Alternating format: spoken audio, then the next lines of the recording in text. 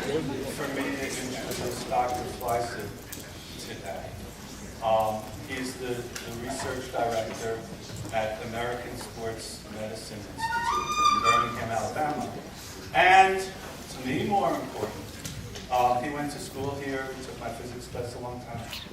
And I have to tell you, it's an enormous treat for me to have a student come back with something really cool to share with all of them, with all of us. Dr. Fleisig. Thank you.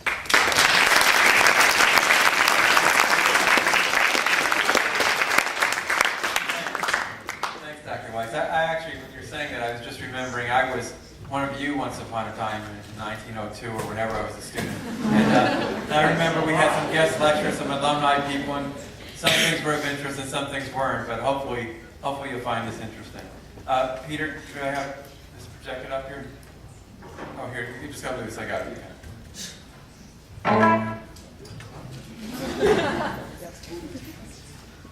Okay, so I'm going to talk to you. I have two PowerPoint presentations, and one of them will probably end at about 2:20, and then there's some kind of transition. Some people slip out, some people slip in, and then I have a second a short PowerPoint, all about physics. And just by a show of hands, who in this room is not taking physics right now? Okay. So the vast majority are, right? The vast majority are. Okay. Right.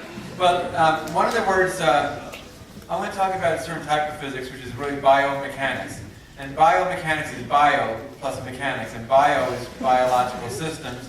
So biomechanics is the study of the mechanics of biological systems.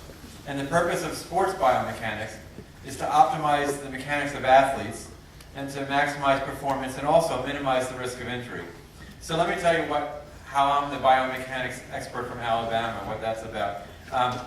I grew up in Tappan over in Rockland County, and then I went to Horace Mann here from 7th through 12th grades.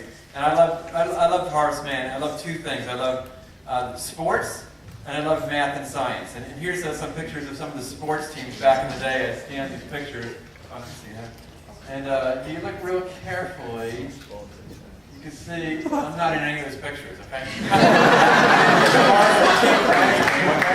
But I love playing sports, and I love watching it, and I like to mention that over here.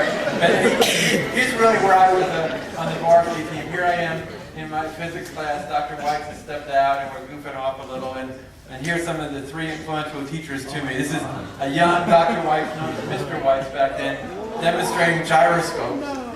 And here's Mr. Cairo saying, what the heck is Fleisig and Weiss doing here? And here's Mrs. Bowen, who is our math teacher. So again, I love sports, but I really excelled in math and science. And so I was good at math and science, so thanks to Horace Mann's education, I was able to go to MIT.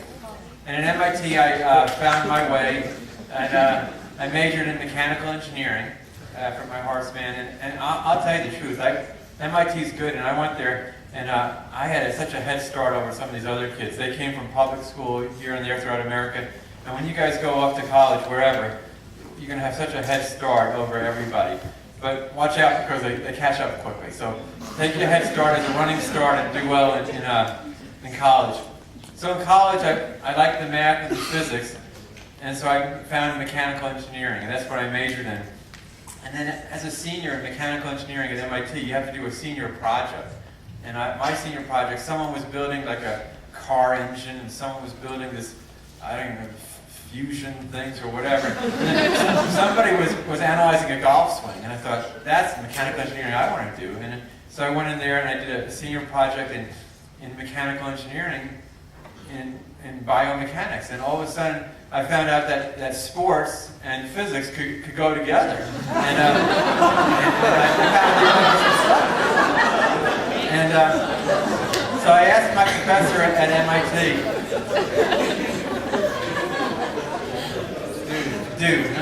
Anyway, I asked my professor at MIT, I love this stuff, biomechanics, sports, figuring out the athletes using physics. And I said, where can I get a job doing this? And this was 1983, and he laughed. He said, Professor Mann, he said, there's no jobs doing this. They just do it at universities at this time. He said, but he had a buddy who was running the biomechanics lab at the Olympic Training Center in Colorado Springs, Colorado. I don't know if any of you have ever been to Colorado. It's beautiful. And So from MIT, I went and did an internship at the Olympic Training Center in Colorado in 1984. And you guys are too young, but in 1984, it's before you were born, the Olympics were in America, in Los Angeles that year. It was really exciting to be there. And to be studying biomechanics at the Olympic Training Center, and all the press was there. It was really exciting. And then after that, I asked the director of the lab at the Olympics, when I was done with my internship, now how do I get a job doing this? And he said, there are no jobs doing this. This was, again, 1984. So I moved on with my life. After the Olympic Training Center, I went on to Washington University in St. Louis and got a master's degree. And then I was visiting my mom and dad in front row here. I was visiting you in Thanksgiving of 1986, and the phone rang. I was visiting mom and dad, and someone called and asked to speak to me. There was a guy named Dr. Andrews, and I had met him in 1984 when I was at the Olympic Training Center. This is Dr. Andrews back in those days. And Dr. Andrews was this up-and-coming sports medicine doctor. He lived in Georgia. He had a southern accent and everything, not something I was used to. And he says, remember me? I met you in 1984. This is 1986. It's not like he looked up my email or anything like that. He must have kept my phone number on a piece of paper or something. I don't know.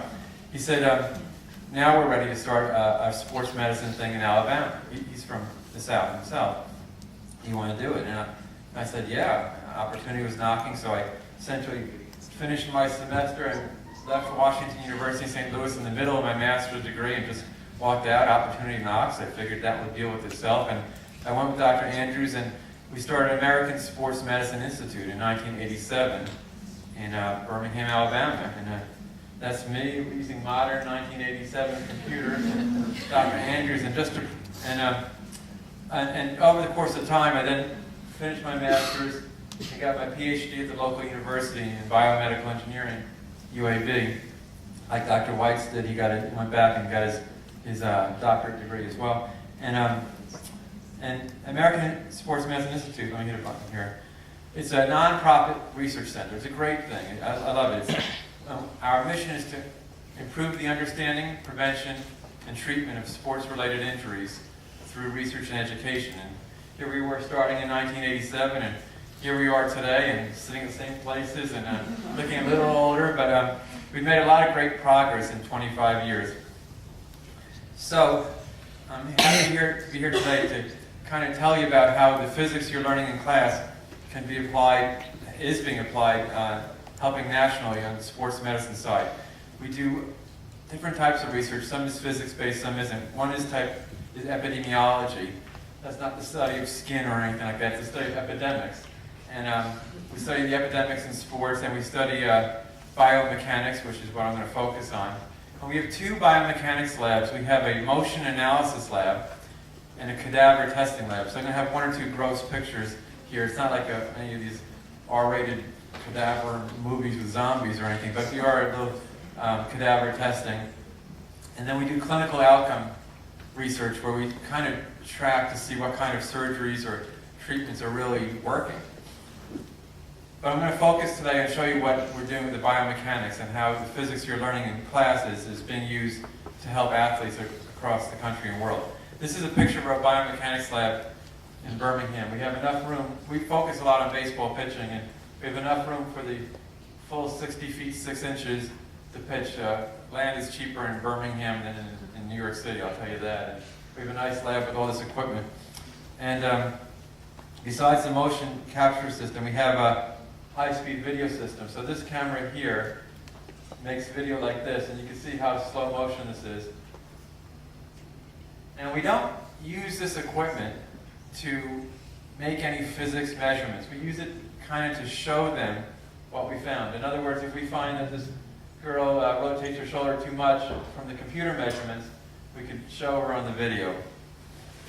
The main piece of equipment is our biomechanics, our motion capture system, which is, well, we have these cameras on the wall here, like this one over here. These cameras are all aiming at the center area here. And what happens is, I don't know if you can see, you can't see it too well, there's little dots on the person, these little reflective markers. I should have brought some on the joint. And these cameras have a lens in the middle, and a ring of LED lights on the outside. And these lights really don't bother you as a person, but they do a good job of shining essentially infrared or almost infrared light off the marker. And then they see a little on their screen, they'll see a marker show up here. So if the camera sees a marker like there, it doesn't know exactly where the marker is in the room. All it knows is that a piece of light, well, some light reflected off of it, it showed up here, and it knows that that marker is somewhere on this line, because no matter where it is on this line, obviously it's right here, the marker, really, but it would show up the same on the camera if it's on this line.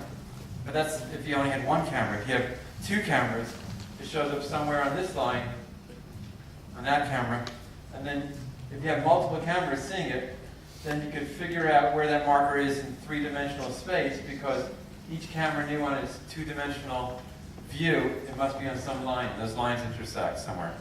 All right? That math is known as a direct linear transformation. They came up with these equations in the early 1980s. Another piece of equipment is called a force plate. And what a force plate is a $15,000 bathroom scale. Okay? And, but your scale, you stand on it, and it says how much weight you're pushing down with, or how. But this force plate's a little fancier. It better be for $15,000, and it measures six kinetic measurements: force in the x, y, z, and torque about the x, y, and z. So in this direction, the force up and down, sideways, this way, and then the three torques. That should hopefully make some sense if you're taking physics. And not only does it measure them, it measures them across time. So, you know, if you stand on a scale and jump up and down on it a little, it's got to wait till you settle down and then tells you the answer. But this will give you a force or torque over time. So if someone comes and runs across a force plate, it'll show a pattern like that. And you can see how the force or torque changed over time. This equipment is called electromyography, or EMG. We put these little stickers on your muscle, and then when you do something, how your muscles work is basically a signal from your brain. Let's say I want to do this. A signal from my brain goes down and tells my biceps muscle to contract. And what it does is it sends a little trickle of electricity down the nervous system. It excites the muscle. The muscle has fibers, and the muscle fibers do this. When they get a little electricity, they do this. They tighten up. So if I want to do this, my muscle gets like a little electricity, and then they tighten up a little like this and do that. If I want to do this, like really hard, then my muscle kind of shouts at, my brain kind of shouts at my muscle and fires a lot of electricity. And so what would happen is, by measuring how much trickle of electricity comes across a muscle, you could essentially measure about how much force that muscle is doing. So here's a picture of a girl doing a running and cutting exercise. And you can see she has the motion analysis markers. These were the bigger, older markers we used to use. She has some EMG measuring her muscles, and she's seeing the force plate, so she's kind of using a lot of equipment. And I don't know if you know it in sports, but what we're studying back in this study is a lot of females, in particular in sports, kind of blow out their knee and their ACL. What happens is they plant and run and cut to the side, and their knee buckles. So we're doing some studies of that. Now this is in the other biomechanics lab. This is what we do is this machine is a mechanical machine, and it measures force or stress and displacement or strain. And so what we do is, it's a little gross, but we put cadaver bones in here, or ligaments and tendons, and we tell the computer to pull or push or twist. Like here's a picture of this is the humerus bone, the bone right here in your arm. And in this case, we tell it to twist, and then it's got a crack in it. And we could measure it, and it gives like in this case, torque versus time. You can see more torque and crack. So you can see that's how much torque it took to crack the bone. Another piece of equipment we use in biomechanics is this tech scan system. What happens is, this is just a plastic model, but we do it with real cadavers and stuff, and we shove these things in, and these things give pressure distribution. So if you have two bone surfaces, you can see that how much pressure there is here versus here, and we get numbers for all this. So you could see when you move some bones around how much force there is between the bones. And this is a teeny little sensor. You can see the size of the finger here. And it's like it looks like a little staple. And you can put it in a ligament or tendon. And this piece kind of slides in and out. And what happens is it could move farther apart from here. And it sends a little electrical signal here. So when you put it in, you put in a little ligament of a dead guy, and you pull it back and forth, you can measure the strain in that ligament or tendon and see how much force it took to stretch that ligament. So that's some of the cool toys we have down in our lab in Birmingham. And we've studied a lot of, I focus a lot on overhand throwing activities or activities. I know windmill here is underhand, but you can see the football, the tennis, the volleyball. There's a lot of similarities that use the whole body. And I want to show you some of the physics of it, but I want to focus on baseball pitching. It's an area we've done a lot of research on and really quite famous for it. So we want to show how the whole body gets used and how physics helps us do it. So here's a little video showing us putting the reflective markers on the body. And we put it up, from up to down. This is a college pitcher. They're pretty much not wearing much clothes except for skin-tight pants. Because if we put markers like on my shirt, I don't want to get false reading that my arm is moving. You really want to see where the body's moving. And so we put the markers on their body. You see the cameras there. They shoot the data over, and we make a three-dimensional stick figure of where they move. And that looks pretty neat, but that doesn't really help me from a physics point of view. We have to take measurements from that and calculate things like elbow angle, stuff like that.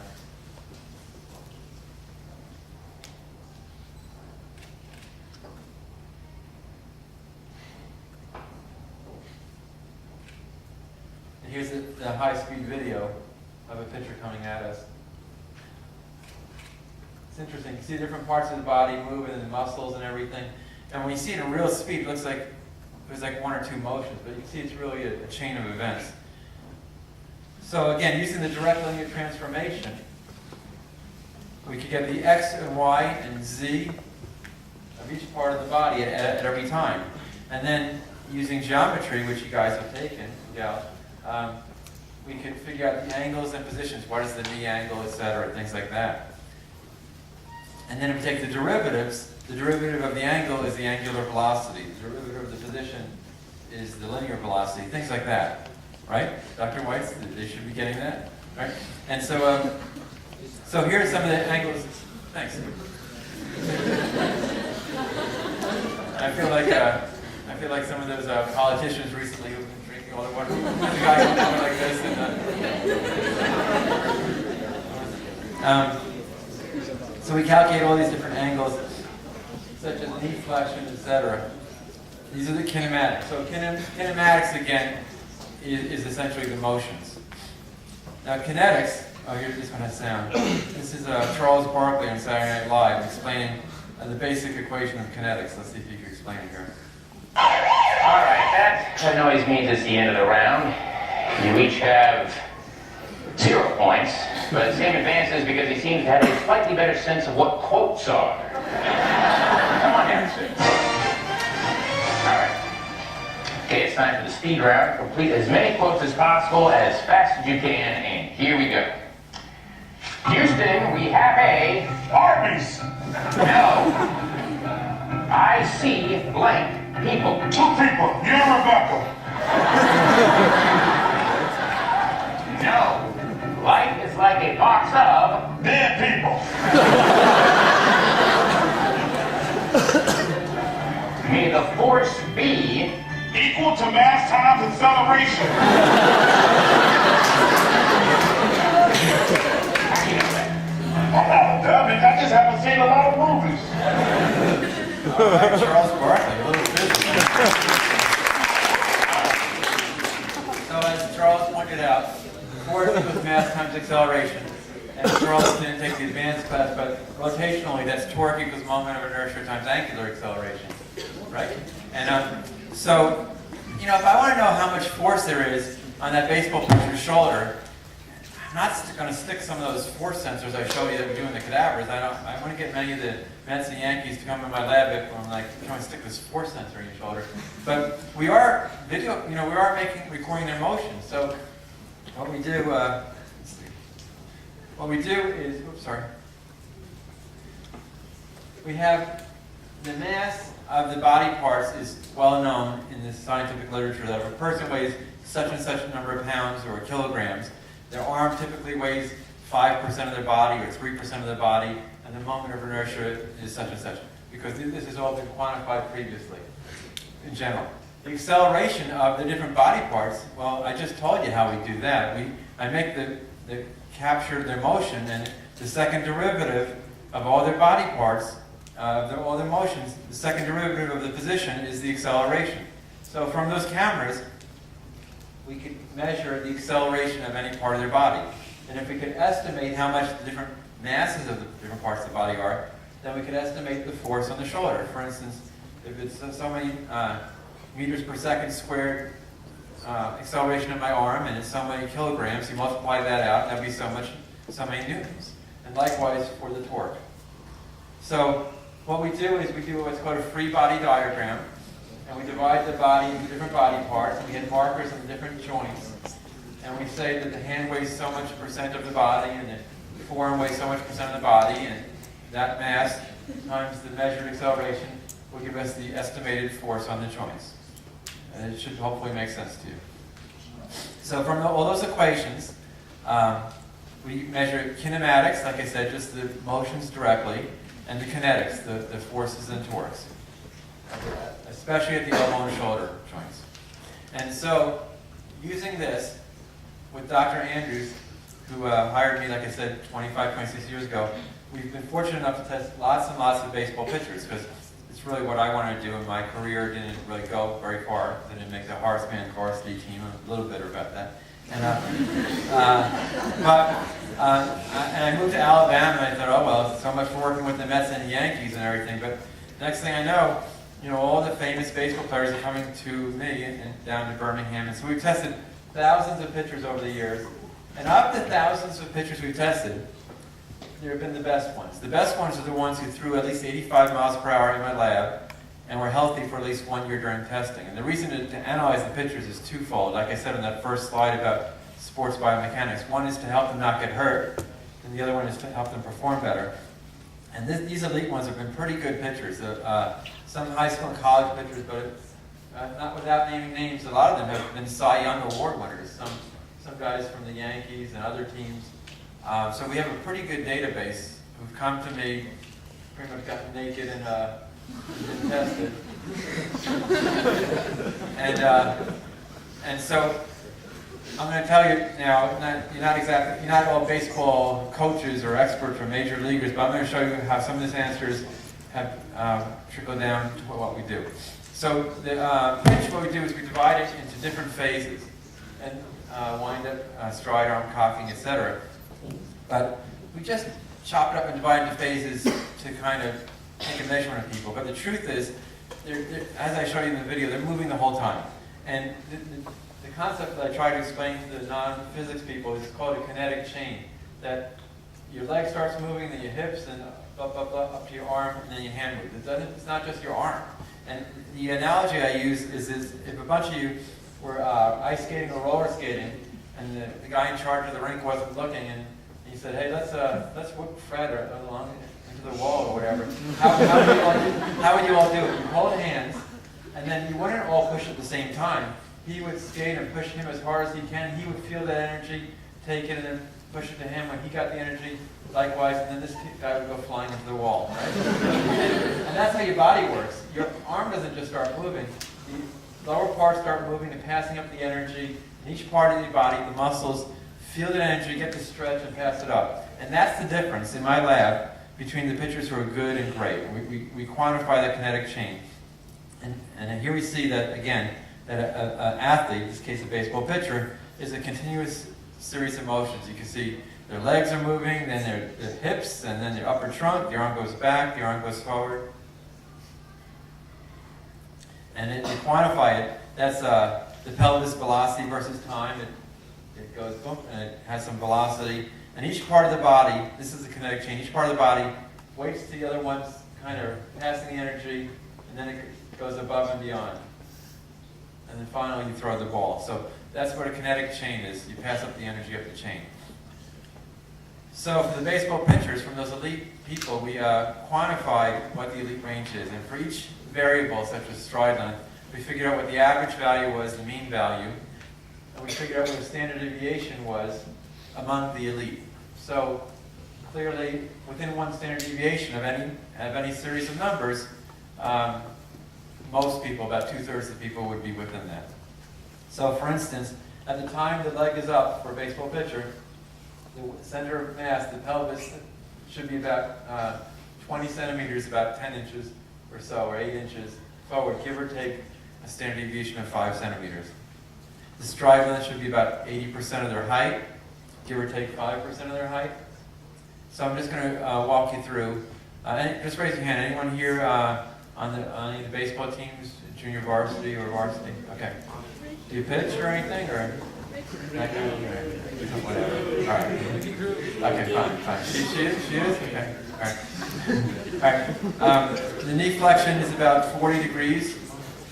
And we see that the foot steps across and the foot points inward. And then the real important things are the shoulder and elbow. Now, again, you need the proper things here, but nobody's coming to us for surgery because their knee hurts pretty much for the baseball pitcher. This is all the arm. So the abduction angle, which is this medical term, the armpit angle basically, has to be 90 degrees.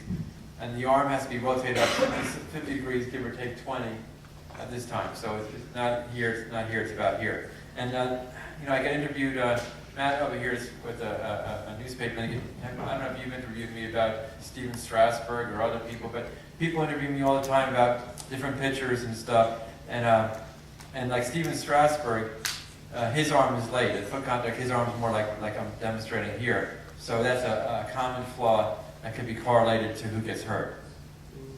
The elbow should be flexed. The pelvis gets in 600 or so degrees per second. So that's the velocity of how fast they rotate. And the upper trunk does it slightly later at about 1200 degrees per second. So again, you're passing the energy up the chain. The arm gets cranked way back. And there's a lot of Newton meter, a lot of torque on both the shoulder and the elbow, about 100 Newton meters of torque. And I'll get into what that means in a second, actually right now. As you might have heard of, UCL injury is the Tommy John injury. I don't know if you ever heard of that, but it's a very common injury in baseball players. So what happens is, when the baseball pitcher, this is a healthy pitcher here, when his arm goes back like that, I'm going to show you a picture of what it looks like. There's about 100 Newton meters of torque on the elbow. And what is 100 Newton meters of torque? I mean, even though you're taking physics, I mean, if I went up to you and said, push 100 Newton meters of torque on my arm, I don't know how many of you would do it, but we convert newtons into pounds and everything like that. I kind of worked it out that, let's say a bowling ball weighs 12 pounds. And I want you to picture, you have a bowling ball, 12 pounds of bowling ball, and you hold it hung from your wrist in this position. Imagine what that feels like on your elbow in that position. Well, 12 pounds is not 100 Newton meters. 60 pounds is 100 Newton meters. So the baseball pitcher at this point where his body's going forward, his arm's going back, and has to come, it's equivalent to a static load of about 5 bowling balls pushing down on the wrist. That's what's happening at the elbow. And that's why these pitchers are hurting their elbow. That's the physics of what's happening. Now if we look at the biomechanics, and it might be a little gross, but I don't think so, I don't know. So this is a picture inside a cadaver arm, put in that same position. And this right here is the ulnar collateral ligament, which means it's the Tommy John ligament. It connects the two bones of your arm. And again, there's 100 Newton meters of torque on the arm. And what we've done with the physics is breaking that down. We've tested some cadavers in our cadaver lab.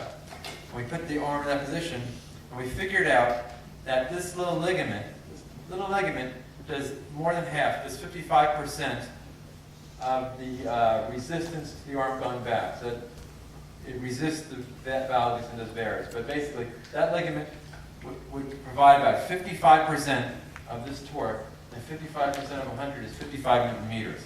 Turns out, if you ever get to the point where you're doing like cadaver testing and everything, you do all the science, and when you're done, you say, okay, let's break the thing. Let's see how much force it takes to break the thing.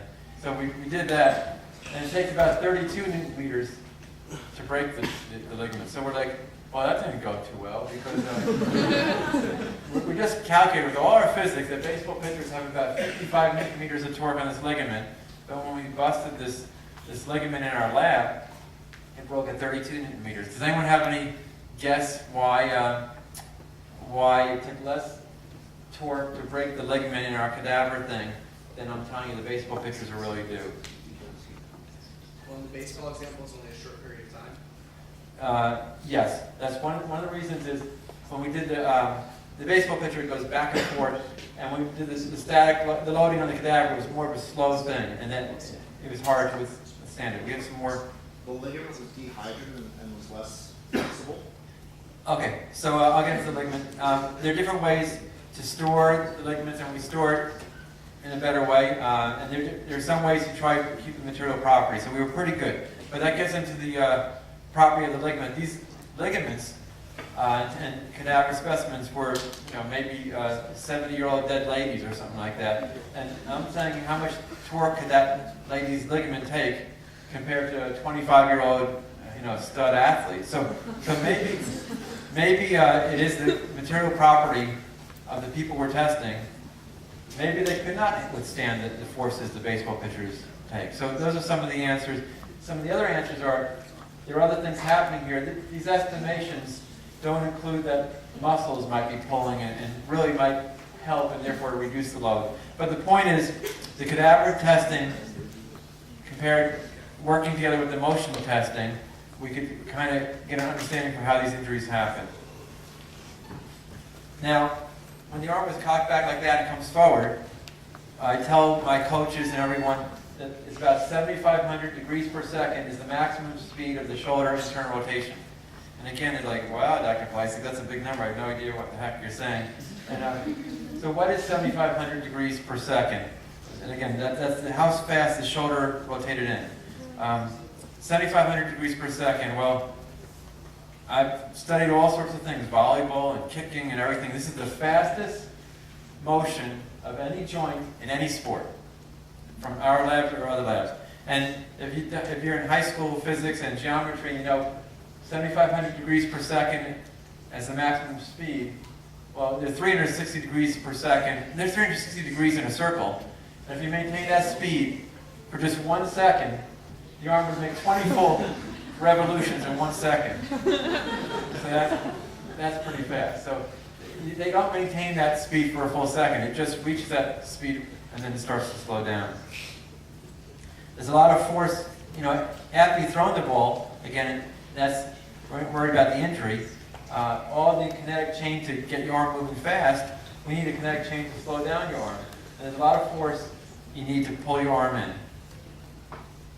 And then there's a rapid speed of the elbow, and the knee is a little straighter, and this is interesting.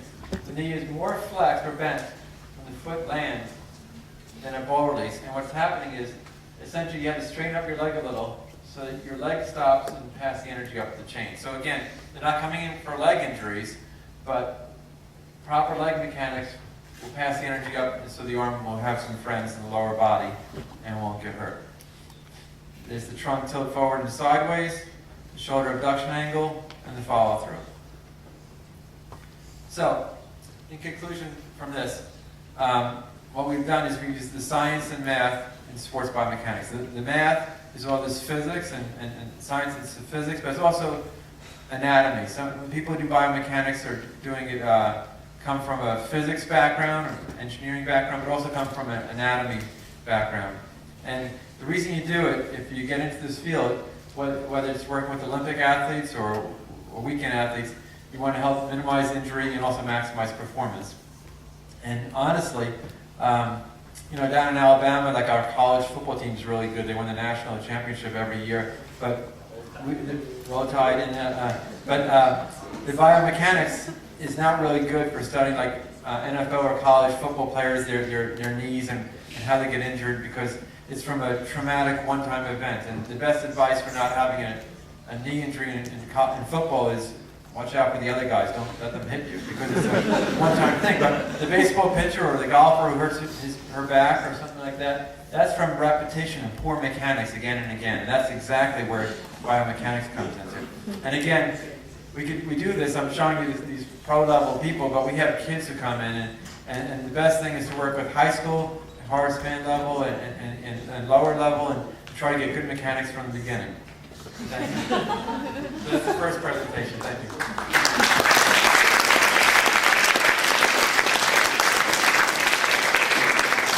Dr. White, how was that? Am I the man? Look at that, 220, I think, right? So we have a few people going in and out. That was awesome. So, are there some of you who were not excused for period age?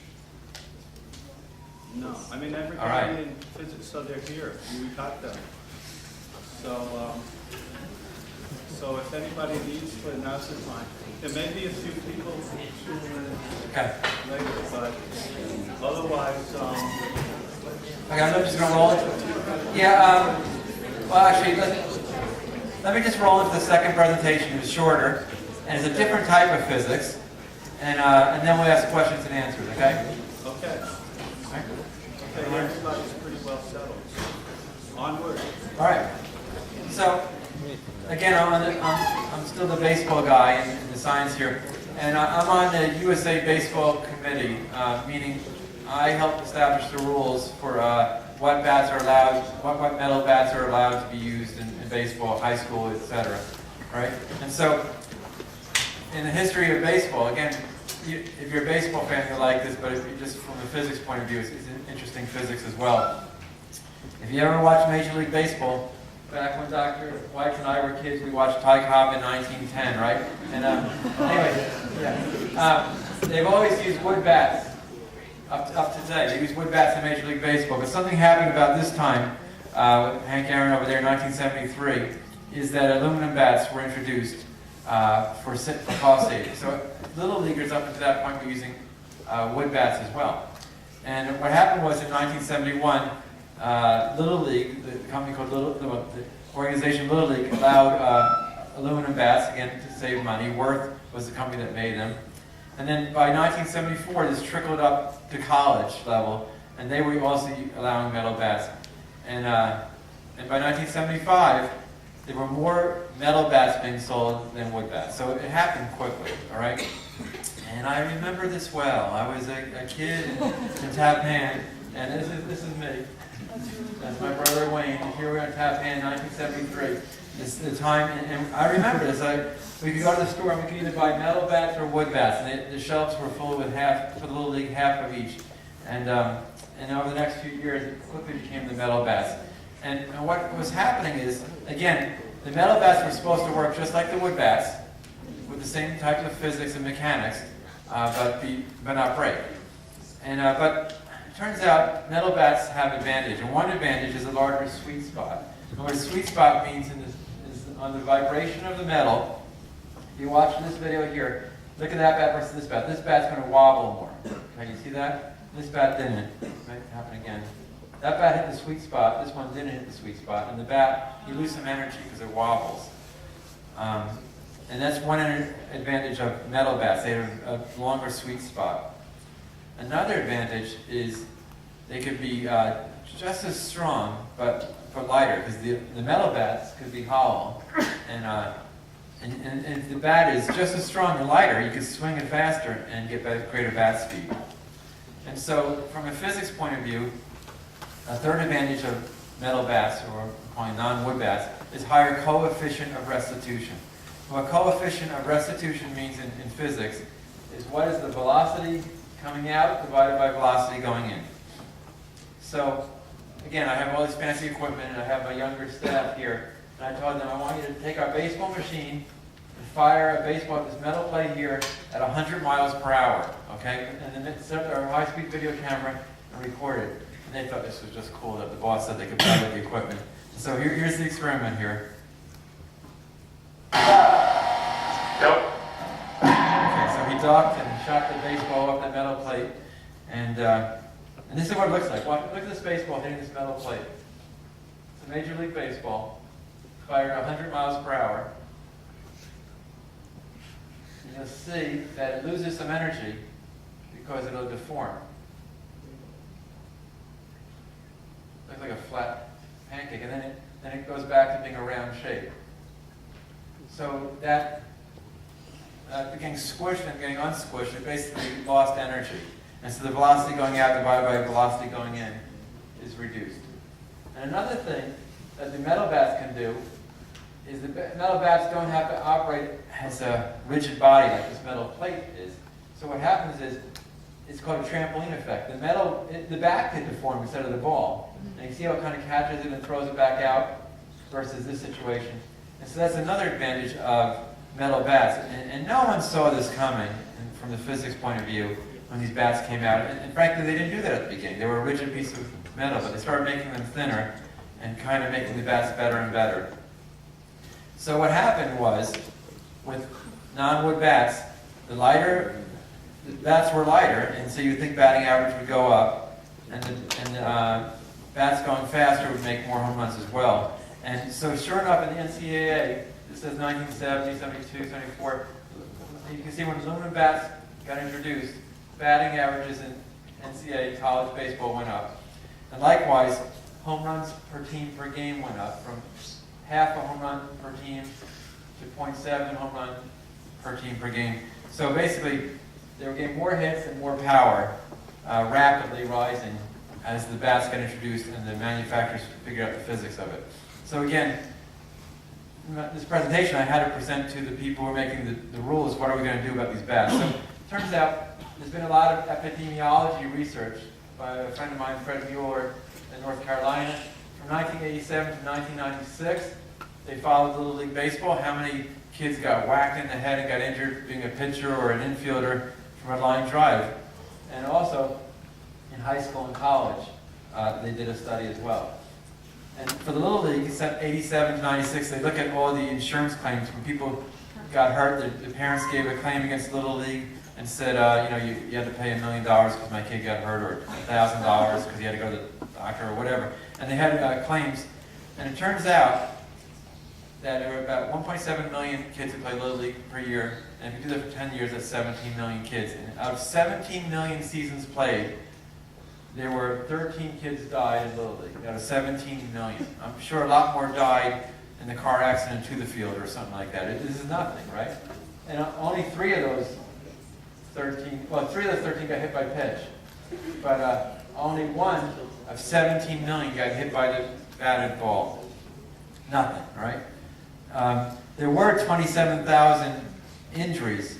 That was 13 fatalities, but there were 27,000 injuries, including 5,800 who got hit by the batted ball out of 17 million people. Interestingly, it's interesting, I don't know if you guys, girls have played Little League Baseball, but at Little League, you would think it would be all the pitchers who got hit by the batted ball. And some of the pitchers did, but some of the infielders did, and some of the outfielders did.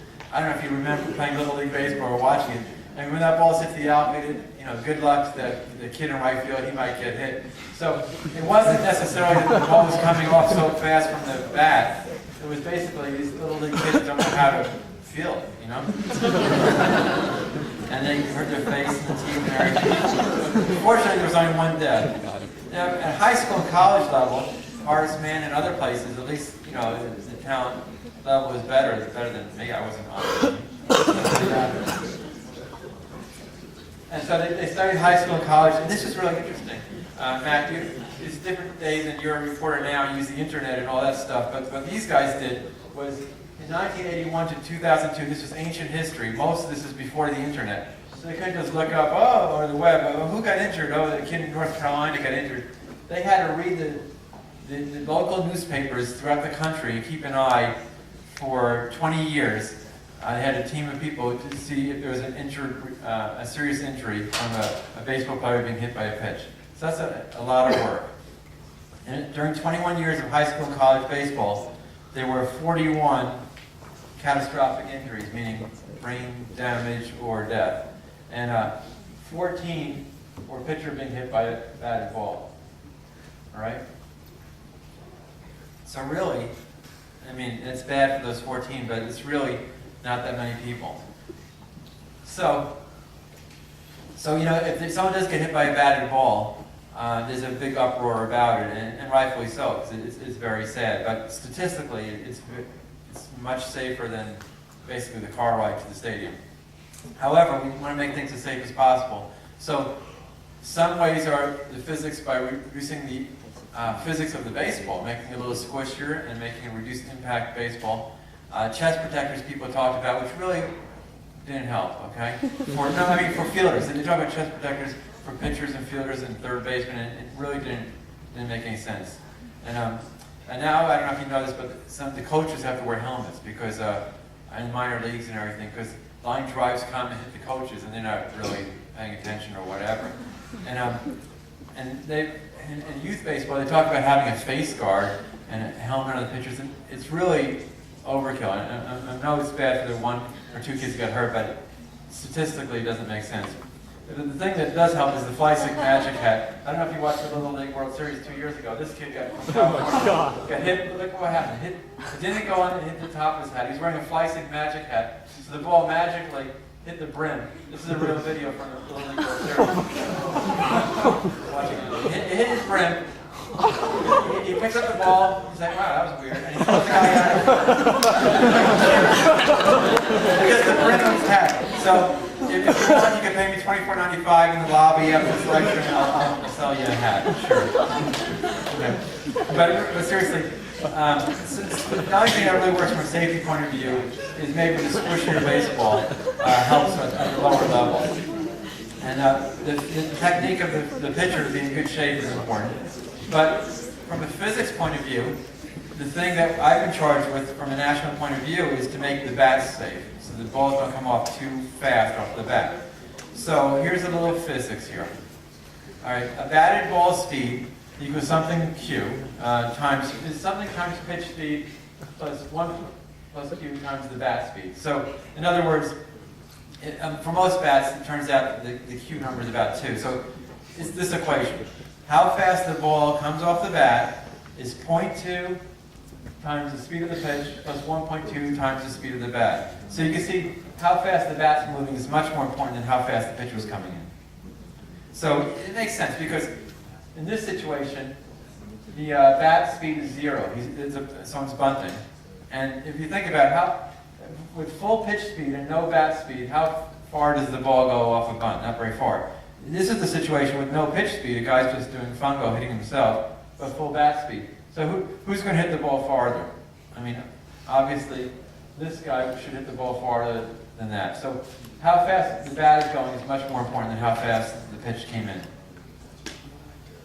So if we want to study this and quantify this, we want to regulate what the manufacturers, how much Q they could make their bat, and also how fast the bats can go. So we did a study about 10 years ago where we had college-age baseball batters and softball batters, some girls, come into our lab, and we put a cage up so our cameras wouldn't break and everything. And we messed around with the bat mass and the bat moment of inertia to see what is the relationship between how heavy the bat is and how fast the ball goes. And so this is remedial physics here. Bat mass obviously is how heavy is the bat. Bat moment of inertia from the handle is the mass of teeny little pieces of mass in the bat times mr squared, right?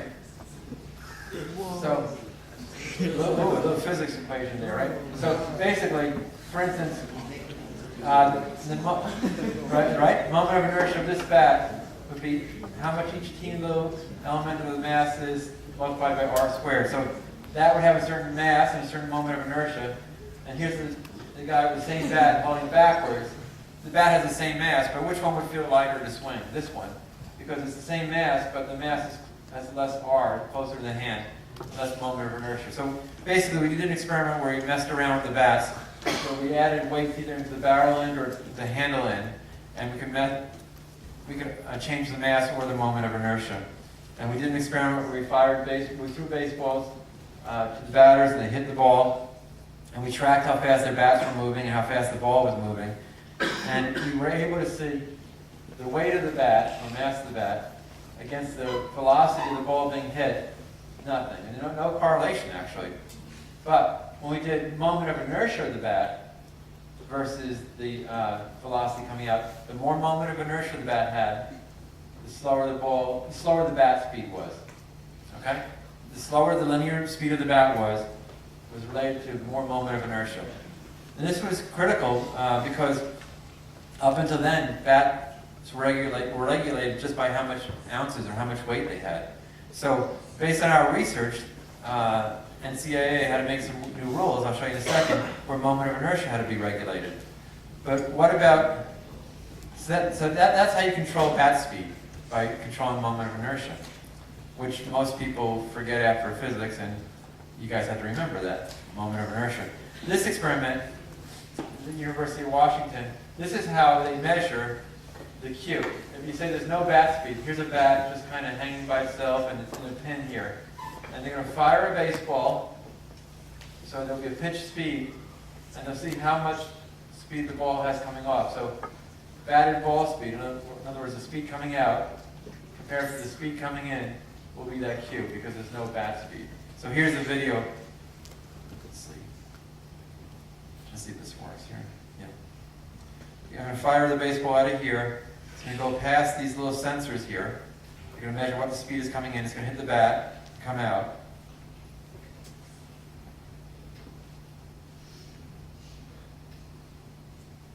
All right, I think it'll go again. So they actually, when you buy bats, they were all tested in a machine. Not every one, but every model was tested in a machine like this to figure out that Q thing. So again, back in the days when the aluminum bats came out, they used to have rules just saying a bat could only have a certain weight limit. The weight minus the length had to be such and such. By 1999, they, based on our research, they nationally changed it so they had the moment of inertia limit to the bat as well. You can't make it too little moment of inertia on the bat. And that exit speed test I just showed.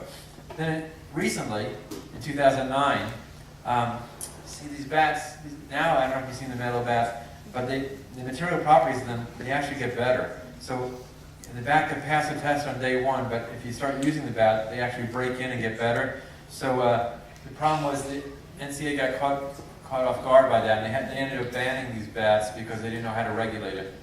But recently, they made a regulation that they test the bat over a course of time, and it still has to pass the regulation after it's been used a certain amount of time.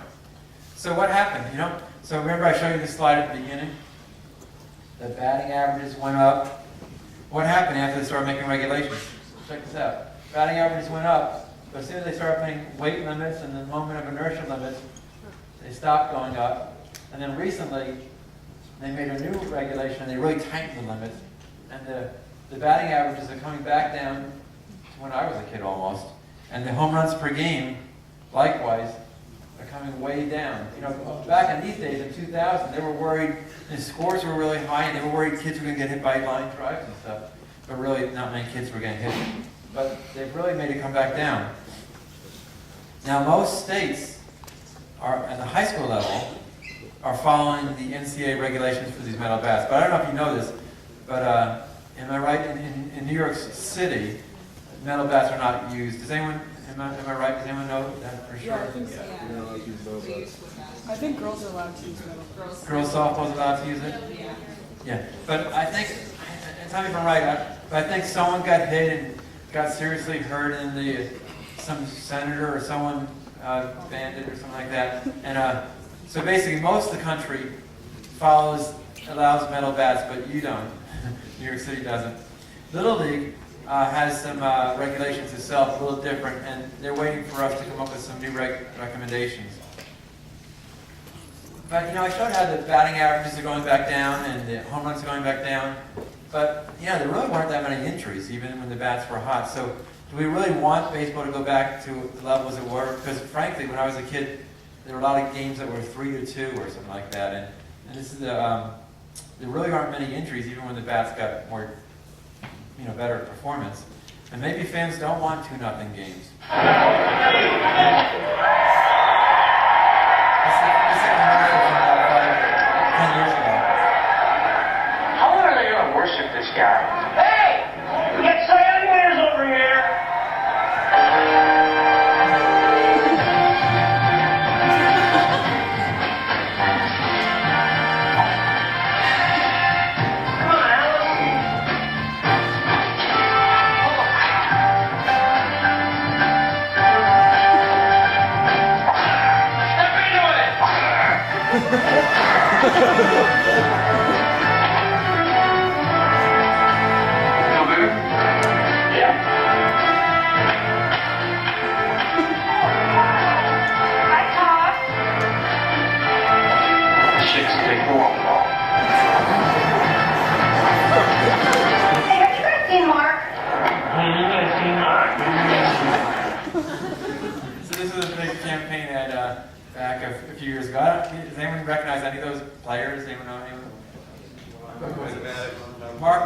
Barrett was the home run hitter. And Greg Maddox and Tom Glavine were the 2 Cy Young Award winners. Like, hey, got some Cy Young Award winners here. And then that was Heather Locklear, the blonde actress there. But anyway, you know, and everyone thought maybe people want higher scoring games. And chicks dig the long ball. And scores started going up in late 1990s in Major League Baseball. And there's no metal bats in Major League Baseball. So maybe the bats were getting a little better, the wood bats. The other thing was the DH came in for an extra hitter in 1973. About the same time metal bats came into college and below. And maybe they talked about the balls being juiced, and also with Mark McGuire, people like that, maybe the players were juiced. And people didn't even know about steroids and stuff until after the fact. So baseball went up. The DH effect really, this slide is kind of busy, but basically it shows the DH really hasn't added more home runs per game or batting average per game. And yeah, so that's where we are in the bats. As physics people are helping the bat manufacturers and the bat safety people understand what's happening. Injuries from batting balls are rare. Catastrophic injuries are extremely rare. And depending on what regulations we make on the bats, we can make the game as explosive or not explosive as we want by changing the moment of inertia limitations and also the coefficient of restitution of the ball in the bat. And that's it. Thank you.